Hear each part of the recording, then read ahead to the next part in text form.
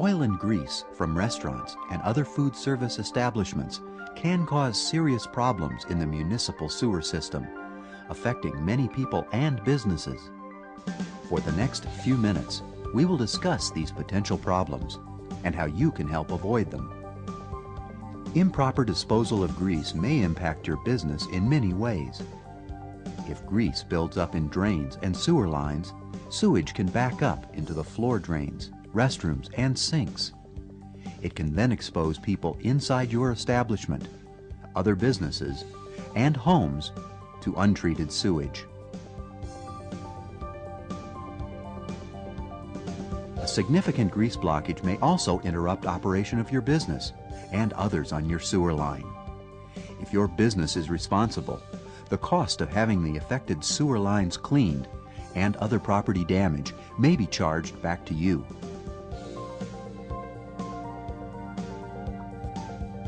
Your local wastewater treatment plant's industrial pretreatment program is dedicated to preventing grease blockages, other potential sewer line hazards, and treatment plant upsets.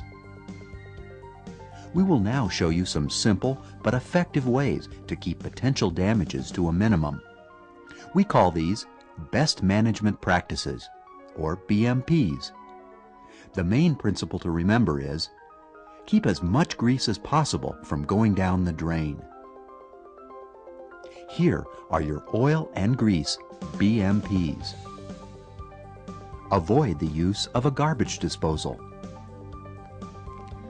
When too many food solids are flushed down your kitchen drain, it reduces the efficiency of your grease interceptor, which results in grease being discharged to the sewer. Instead of using a disposal, first scrape off the plates into a garbage can or composting bin. Then rinse dishes with cold water over a catch basket and put those food scraps into the garbage as well. Keep waste grease buckets handy. These receptacles are used for liquid oil and grease from pots, pans, fryers, and grills. Keep them in convenient locations such as under the sink and near the cooking areas. Make sure to empty these into your grease recycling bin when necessary. Boil out deep fryers only when necessary. Pour the boil-out water into a sink that flows into your interceptor, or skim the grease layer off the water after it cools and dispose of it properly. Make sure your grease recycler will accept this type of grease before putting it into the recycling bin. Avoid the use of microbial and enzymatic cleaners. Some municipalities have restrictions in their sewer use ordinance against using these. Check with your local industrial pretreatment program or wastewater treatment plant. Dump mop water only through drains connected to your grease interceptor. Much of the grease from a commercial-sized kitchen comes from the floors. If your mop sink is not connected to your interceptor, then you should allow the mop water to sit overnight. Skim the grease off the top and dispose of it properly. Do not put this grease into your recycling bin. Clean your grease interceptor or trap frequently. We will now explain the difference between a grease trap and a grease interceptor, since they will require different cleaning frequencies.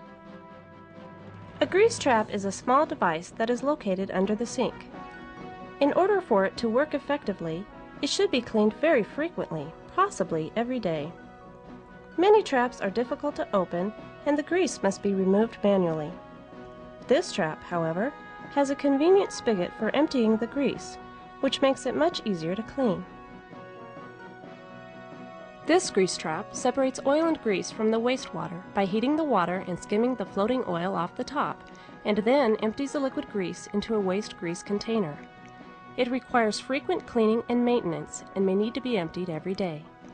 If the waste grease contains contaminants such as detergents or chemicals, it should not be recycled. Some municipalities do not accept grease traps as an effective means of grease control. Check with your local building codes inspector or your local industrial pretreatment program. A grease interceptor is the most efficient device for grease collection. It is a large, two-compartment concrete tank with a baffle between the compartments. It is usually located outside with a manhole cover over each side for cleaning and maintenance. It works by slowing down the flow long enough for the wastewater to cool and separate into 3 layers. The grease rises to the top, the water flows through the middle, and the solids settle out to the bottom. The inlet and outlet pipes are positioned so that, if it is properly maintained, only the water is discharged to the sewer. There are 2 basic methods for maintaining your grease interceptor. First, minimize surface grease. As the surface layer solidifies, it reduces the volume of the interceptor, which in turn reduces the amount of time allowed for the layers to separate. Then, more grease will pass through to the sewer, or pipes may become restricted and cause backup. You can help avoid backups by following the kitchen BMPs previously mentioned, and by having your grease interceptor checked and cleaned on a regular basis. Second, minimize solids. Excess solids on the bottom of the tank will also reduce interceptor volume and retention time. As a result, the grease could be siphoned out with the wastewater, or if the pipes become blocked, sewage could back up into your restaurant. Following BMPs that reduce the amount of food solids going down the drain and routine cleaning will also help keep this under control. The size of your grease interceptor and the volume of customers your restaurant serves will help determine how often the interceptor needs to be cleaned. We recommend that you become familiar with your interceptor and your sanitation pumping contractor.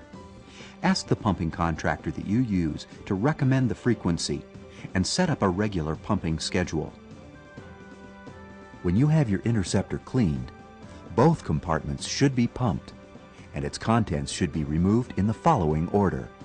The grease should be removed first, then the solids from the bottom, then the liquid, and finally the sides should be cleaned.